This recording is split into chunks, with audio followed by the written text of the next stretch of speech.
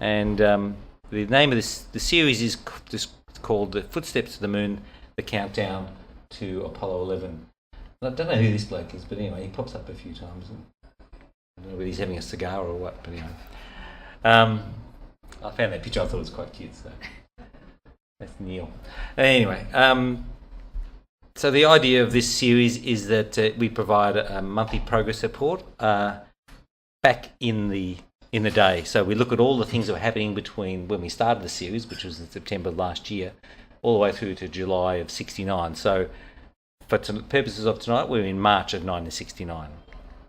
So we look at all the different things that are happening, and honestly, when you look at all the things that are happening, there's just so many things happening. There's no way I can capture everything. It was just like so many things happening in parallel. It was a really amazing feat of, well, organisation, and particularly seeing it was really, really no computers and spreadsheets and all those sorts of things in the sort of the form that we understand them anyway, to be able to coordinate all that, you know, basically Roneos and carbon paper and stuff like that. It's quite incredible. So this will all culminate in July for the 50th anniversary, so it should be a lot of fun.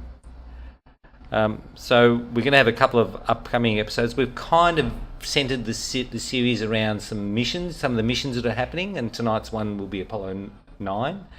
But there's a couple in between, and we're going to have one coming up actually next month on the Australian contribution.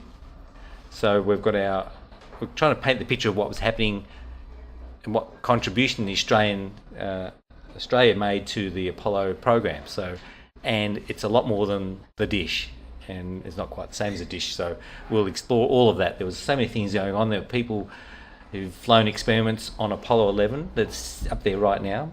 There's other things that are existing facilities and facilities that are gone that were a vital contribution to it. And then in June, we're going to be looking at the concept of how they came to the decision for the orbital mechanics and the design of the mission, the Lunar Orbit Rendezvous. They went through a process of von Braun saying, well, just build a big rocket and we'll land the top bit on and we'll blast off and everyone will come back. And then it was worked out that that's probably not the way to go. You know, Andrew Rennie is going to give us the physics lesson on all of that in June, so that'll be a fun night. So once again tonight we're going to be looking at Apollo 9. So in the past we have been doing time travel, and it's been quite traumatic for a lot of people. So we've actually improved the technology, and we are now in 2019, and all I have to do now to go back to 1969 is push this button. And the same location. Everyone remember the Spencer Street station? Yep. The good old days. My dad used to have one of these, not a ute, but it was an FB. That's how I learned to drive one of those. But anyway, yes, the good old days. That underpass was scary. All right, so we're now in 1969. Congratulations, everybody. You've made it. So what was happening in March of 1969? Some of the stuff you find out doing this is quite fascinating. This Clay Shaw was the only person indicted for conspiracy in the assassination of JFK, but he was acquitted. I'm not going to read all this. There's quite a bit of stuff there, so I'll just point to it and let you read it and take with you what you will. So this was Clay Shaw. March the 2nd, the Concorde took its first test flight.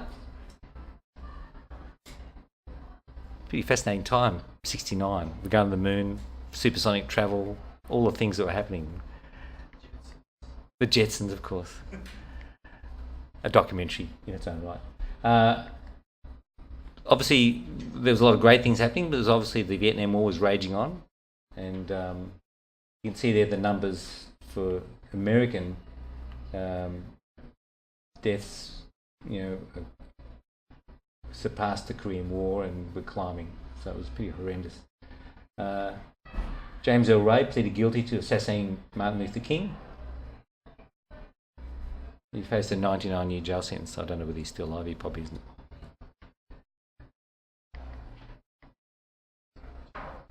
President Nixon extended the area of the American operations in the Vietnam War beyond North Vietnam and South Vietnam, and authorised aerial bombing of Cambodia, and kept it secret. Donald's probably taken a lot of lessons out of President Nixon's history. The 79th and last episode of Star Trek was broadcast, and Ronald Ridenauer alerted the US military and government officials to the My Lai massacre, which took place in Vietnam, which was once again kept hush-hush, and he basically came out and wrote letters to Congress people and things like that. So I guess the 60s version of WikiLeaks. The Beatles, it's an ongoing theme. Where's Angelo? He's not here yet.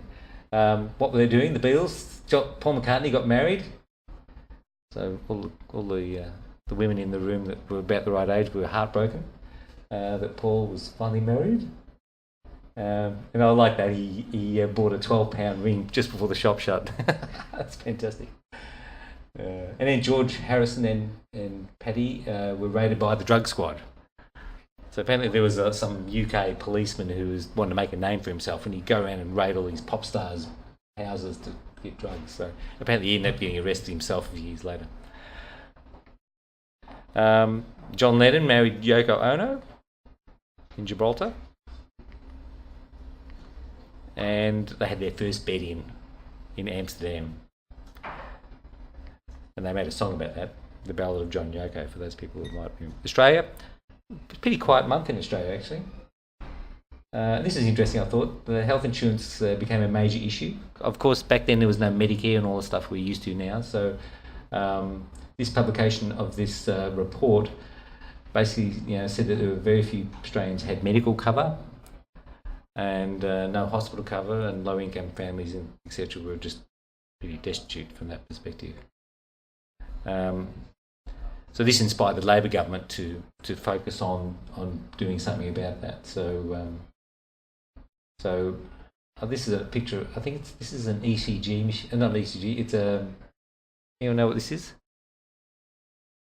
Not a cheek slicer. It's an ultrasound. That's what it is. A very early ultrasound. I thought it was good. It was 1969. It could be anything, couldn't it? And March 29, Graham Kennedy win the gold Logie for INT in Melbourne tonight. And top 10, the Beatles were back, thank goodness. Obladi Oblada and While My Guitar Gently Weeps. And then Elvis was under there, and a few other bodgies that I don't remember. There you go. So now I've just managed to get some top secret government information that I'm going to share with you tonight. This is how to build a Saturn V. So quickly write down all the things you need. On the left hand side you need the thrust structure, then you need the RP1 fuel tank, and then you need the inter-tank, and then you need the LOX tank, and then you need the forward skirt, and then you've got your first stage of a Saturn V rocket. So congratulations, you're rocket engineers now. Do you think they could land one now? What? Some of the sections? No way. I don't think so. So once again, we're going to look at what was happening. So they did land it. It was in the ocean. We got an engine a few years ago. March of '69, the instrument unit for the Apollo 11 spacecraft arrived at Kennedy Space Center on the Super Guppy. On the 11th of March, while Apollo 9, which we'll have a look at in a moment, was still in progress, the Saturn V launcher for Apollo 10 was rolled out of the vehicle assembly building and would launch in May for the final rehearsal. And basically, if that went well, then Apollo 11 would go in July. And in fact, this rolled out to Pad 39B, which was the only manned Apollo mission anyway to go off for that pad. We looked at it last month, but they were doing tests and trials with this mobile quarantine facility. And basically what they did is they took it out for the recovery of Apollo 9, took it out on the ship, did all the things that they would be doing if they put people in it, attaching the unit to the spacecraft and all that type of thing. And then they had 3 volunteers actually jump in the thing and spend the entire duration of the quarantine period in that trailer. They took it off, they flew it to Hawaii, I think, and then they flew it across to the States and then down to Texas, plugged it in down at the quarantine facility and all that sort of stuff. So they did everything.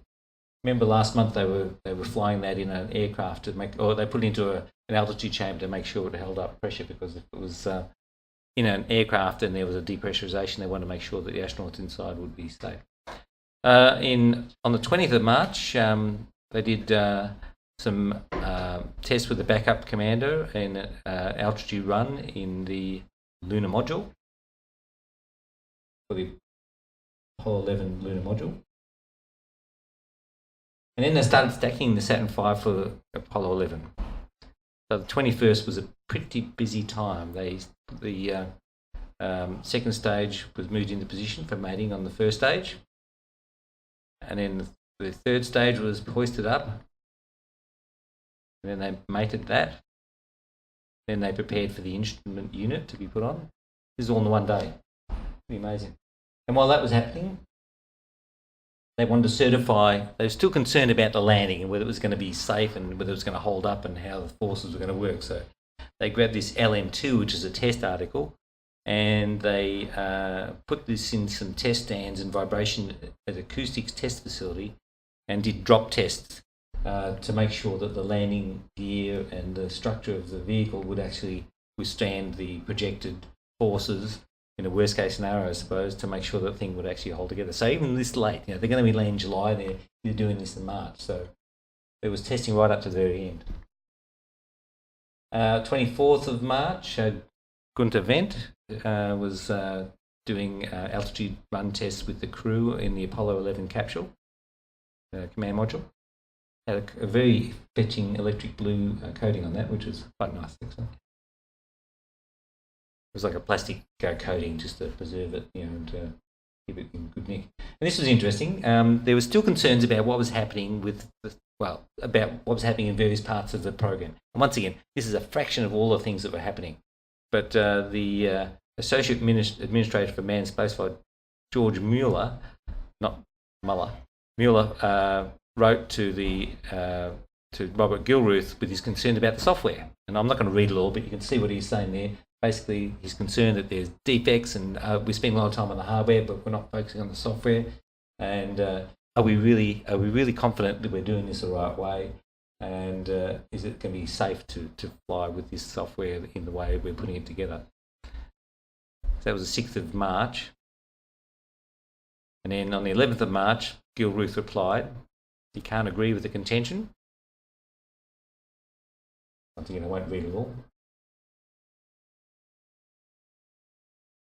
So they went out to all the different players in the Dick Slayton for the procedures change board, all the different software configuration board, etc., etc. And he was convinced that they were on the right track and they were going to be working. It was going to be working well. That was fascinating. This is interesting. Anyone know who this guy is? Buzz. Okay, March 11th. He was scheduled to be, by NASA, to be the first person to walk on the moon, according to a statement to reporters in Houston by Dr. John Small. He was the director of the Lunar Service Project, so he sort of should know what he's talking about. According to Hansen, the decision was made in January in Washington. If you quote Hansen, who spoke to the original source. Okay. So I highly dispute that.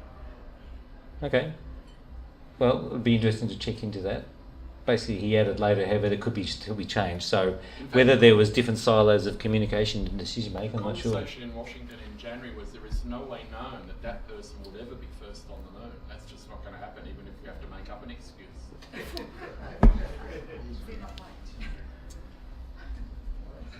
Well, let's look into that next month. What shall we?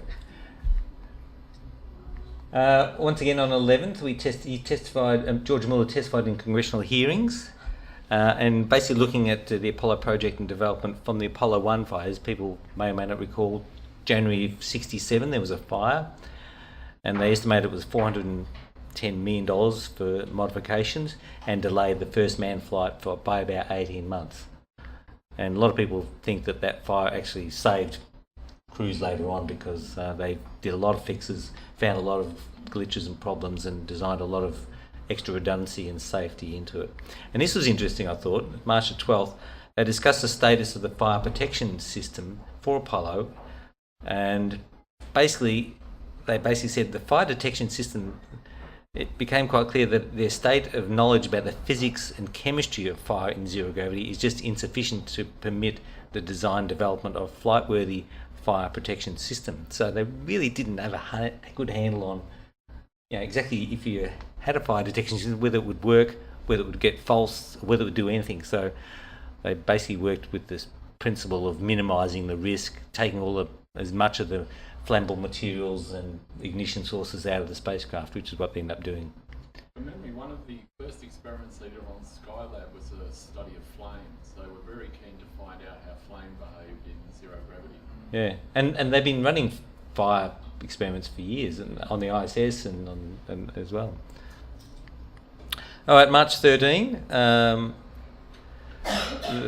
Manned Spacecraft Centre requested that Apollo Directive 41 for delivery dates for the lunar module be changed as follows. So the Apollo 12 lunar module, they've already got the Apollo 11 one at the KSC. Apollo 12 would be launched, would delivered between March 1 and 26th. Apollo 13, April 12 and 15. Apollo 14, May 31st to July 15.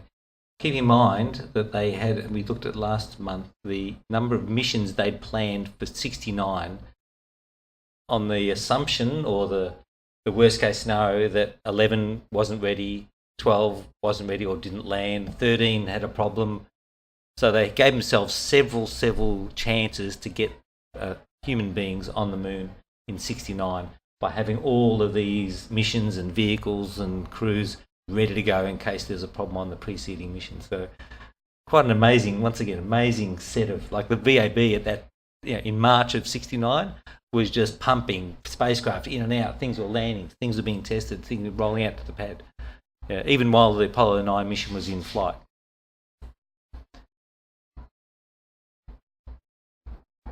Redesigned ascent fuel tank, torus ring. So basically there was stuff they were still redesigning based on tests and evaluations of the different vehicles and the different things. March 20, wrote to NASA HQ, referring to a briefing that George Lowe at Downey, that they reviewed the possibility of deleting, this is interesting, the command service module boost protective cover. As you probably may or may not know, there was a boost protective cover that fitted over the top of the command service module. And they thought, well, actually, they probably don't need it with the analysis they've done on the trajectory and the heat and the forces and that sort of stuff. But they basically said, well, look, they'd have to develop a new coating, they'd have to test it, and all the mucking around they'd have to do to try and take it off would actually be less of a hassle and probably more of a time constraint than just leaving it on. So they end up leaving it on. I thought that was just a odd little bit of information people might be interested in seeing. March 24. They announced that Apollo 10, scheduled for May 18, would be a lunar orbit mission during which 2 astronauts would descend to within 15,240 metres, and the prime crew would be as follows with the backup crew. Interestingly, Gordon Cooper, who flew in Mercury, but he never actually flew again after that, and Ed Mitchell. March 28. We haven't looked at Apollo 9, but it's happening now. That they were saying that on the Apollo 9 launch, the astronauts were thrown forward and had to grab their armrests for support during the separation of the second stage there. So they were working on that problem. Basically, they came back and saying, well, they felt that was a normal situation. They expected it, and they're not going to do anything. All right. So now, I could actually go through all the phases of the mission and do all that sort of stuff, but you'd probably be bored listening to me. NASA's just released a movie. So this is the mission. And we're the first in Australia to see the movie. So if you want to see the movie, this goes for 18 minutes. I can find where the mouse is. There we go.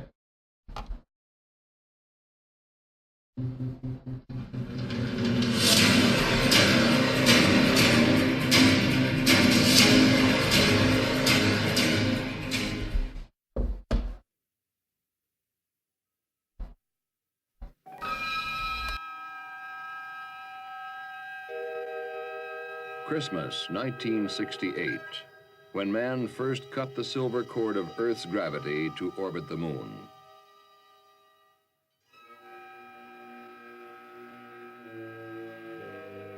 Saturn V had provided the power to take him there. The command and service modules had sustained him. But man cannot begin his mastery of the moon until he can land on its inhospitable surface and take off again.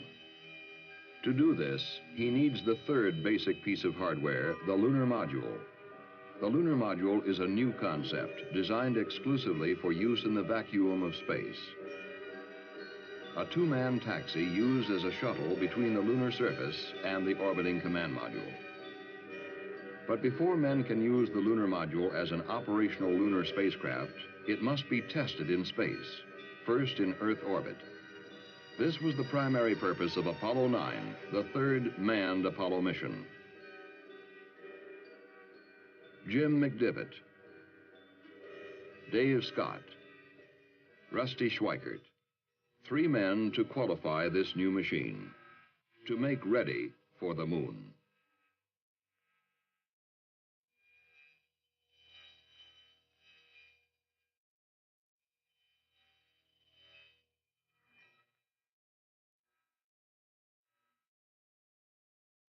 This was the most complex system ever sent into space.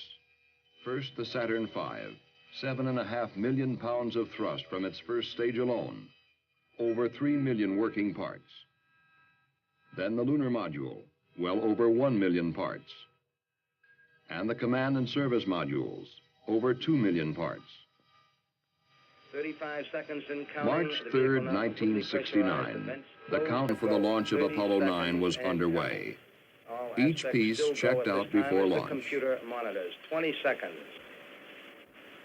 Guidance release, 15, 14, 13, 12, 11, 10, 9. We have ignition sequence start. 6, 5, 4, 3, 2, 1, 0. All engines running. Commit. Liftoff. We have liftoff at 11 a.m. Eastern Standard Time.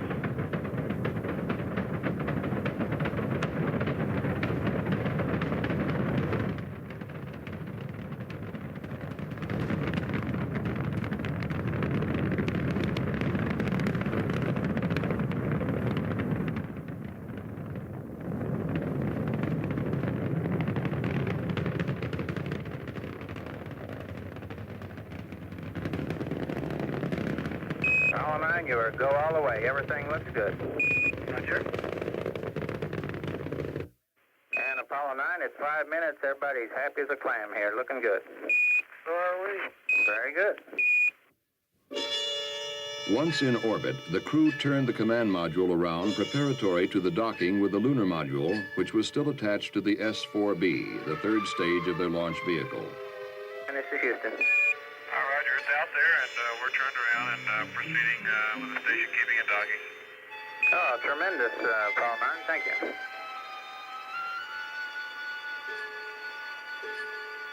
Go, Apollo 9. We're about 25 feet now on the closing point. Copy. All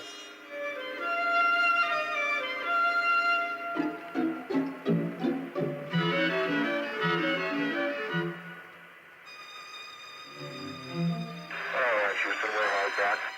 Apollo 9, understand hard dock. Good show. The next maneuver, to activate the springs which would eject the lunar module command module configuration from the S-4B. Apollo 9, you are go for ejection. Roger, go for ejection. Houston, Apollo 9. We've had a successful ejection, and we're presently separating very slowly from the S-4B. We've got them in sight out all the windows. Oh, sounds beautiful. Next, the S-4B engine would be ignited to send it away from Apollo 9, away from possible interference with their complex mission. Apollo 9, Houston. Looks like we're going to be right down his tailpipe. For ignition on the S-4B. It's on the way. It's just like a bright star disappearing in the distance. For the rest of the first and second days, Apollo 9 would fly in this configuration. 4 burns of the service propulsion system would optimize the orbit for the coming maneuvers. These burns could be roughly correlated to the mid-course corrections of a lunar mission. Then, on the third day, the crew cleared the tunnel connecting the command and lunar modules of the probe and drogue docking mechanism. This would open the tunnel for the transfer of McDivitt and Schweikert from the command module to the lunar module. Houston, just for your info, tunnel clearing went pretty much according to plan.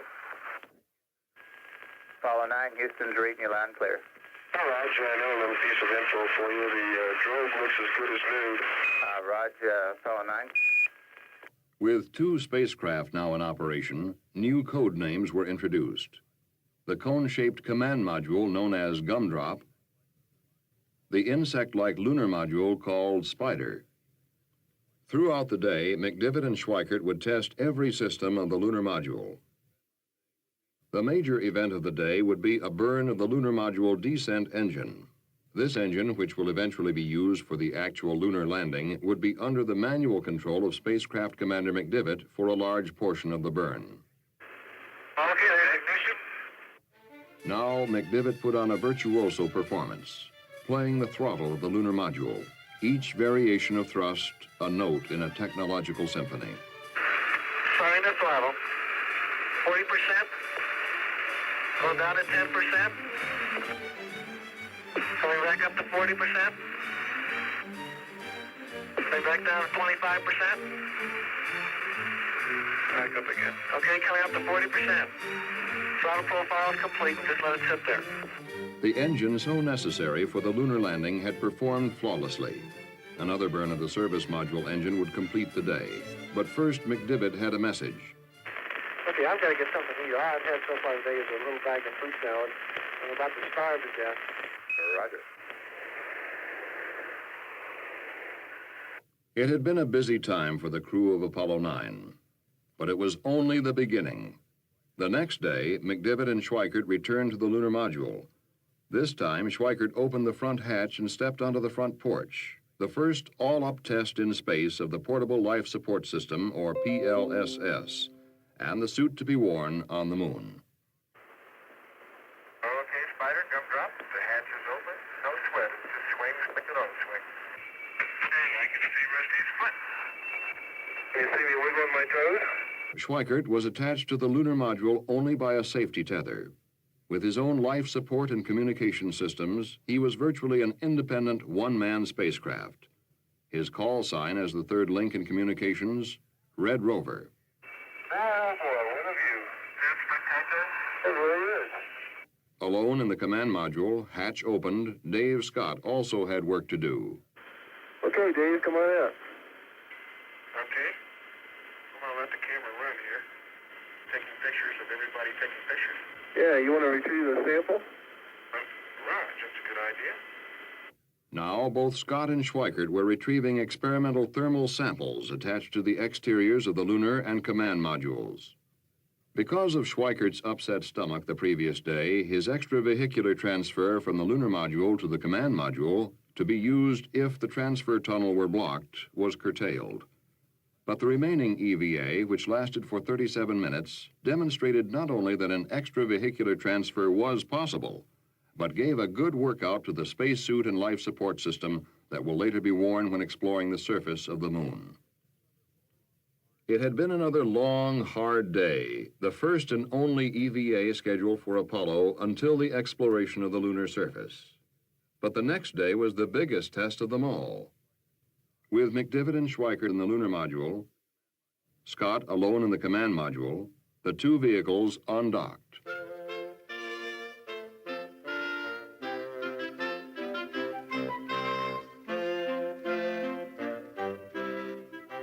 Looking more an abstraction than a machine, the lunar module danced an inverted pirouette before its lone partner in space.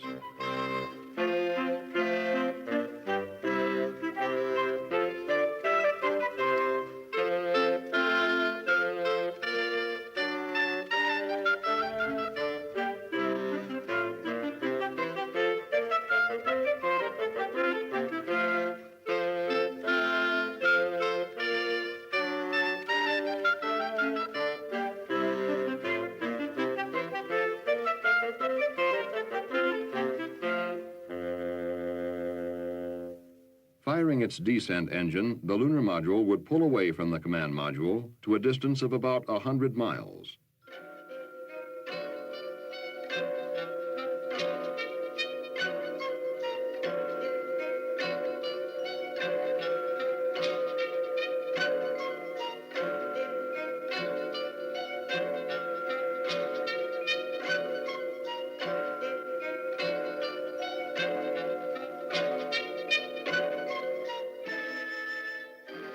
Now, with the support of Mission Control, McDivitt and Schweikert would locate Scott alone in the command module and perform the critical rendezvous maneuvers, each burn representing a firing that would one day take men from the surface of the moon to the spacecraft, which would take them home again. 20 seconds.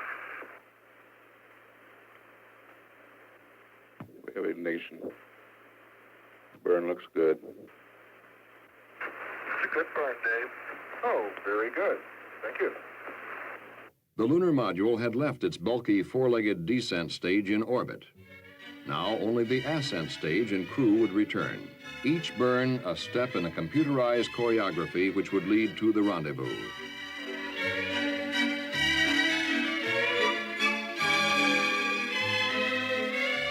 I see you out there. Coming in the sunlight. Great. You're the biggest burn fully into the sky I've ever seen. Okay, we're 5 feet per second, about 610 feet. Okay. But you're upside down again. Yeah, I was just thinking one of us isn't right side up.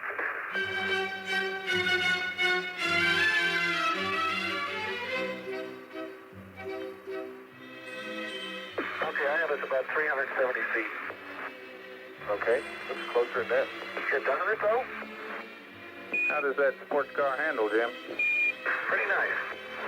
In order to dock, McDivitt needed to use a sighting device on the lunar module docking window. However, the brilliance of the sunlight made using the sight difficult. Alone in the command module, Scott helped talk McDivitt in. Well, you're coming fine. Just keep coming easy like that. It's going to go forward to your right a little bit, relative to your body.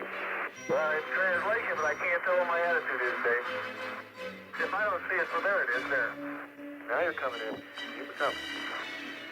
You're almost there. You're about there. I have captured. Very good. Okay. Why don't you take a break for a while? Man, when I take a break, I'm going to bed for 3 days. It had been a full 5 days, but the lunar module had checked out beyond expectations. In all aspects, it seemed ready for the moon. Now it was time to jettison the ascent stage of the lunar module to free the command module for the remainder of the mission. When a safe clearance had been established, the final test, the ascent engine of the lunar module was ignited to burn until its propellant ran out. The crew of Apollo 9 watched as their lunar module, now crewless, arced away from them. Hey, let's really move around. I hope I didn't forget anything on board it. You're sure a long ways away.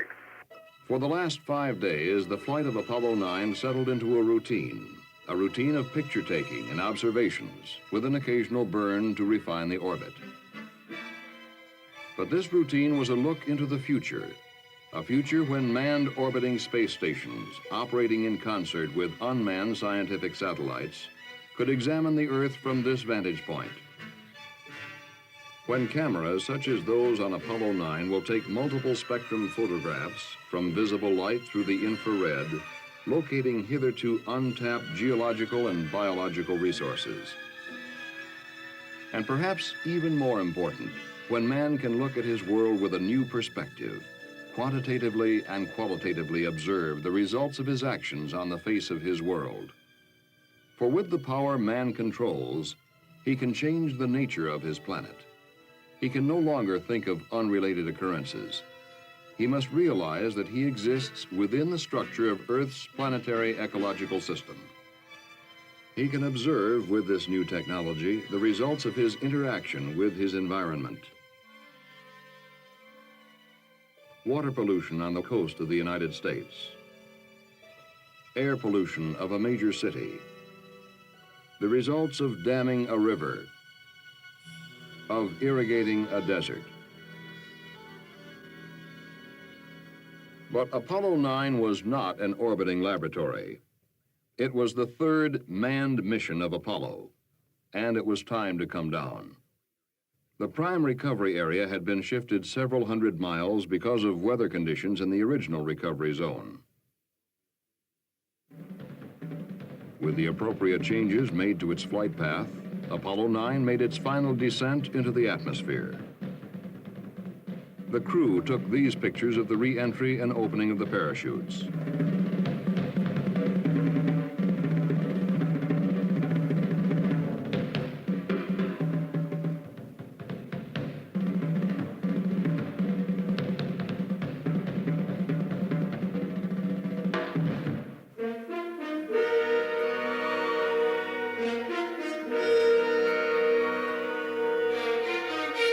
The 10-day mission of Apollo 9 had met all its major goals.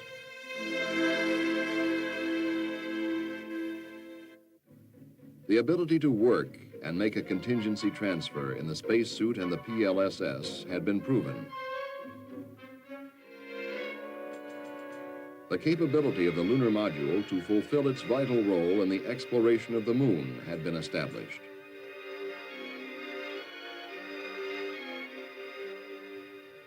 The flight of Apollo 9 showed that we are indeed ready for the next step in meeting what may be the most significant challenge of our time, the conquest of the moon.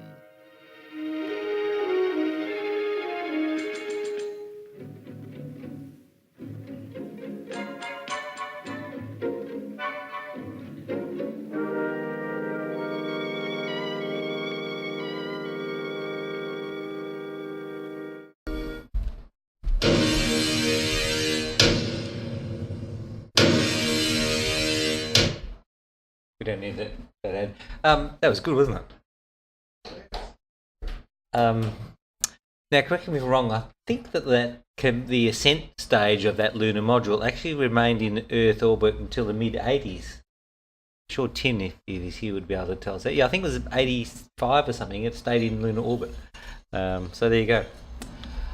All right, so this is the kind of people that were producing music in '69, and we have to now transition back to 2019. I wonder how they're doing.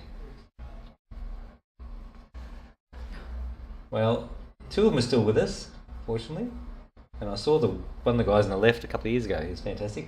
Unfortunately, John Lennon and George Harrison are no longer with us, but sadly missed. So we're back in 2019. So that's the end of this particular segment. We'll be at the April 22 meeting with our next episode. And this is where we're going to be looking at tracking Apollo to the moon, the view from down under. So we're going to have some interesting material, information, interviews and stories from people who are actually involved in the Apollo program here in Australia. So it should be fascinating. So I hope you enjoyed that.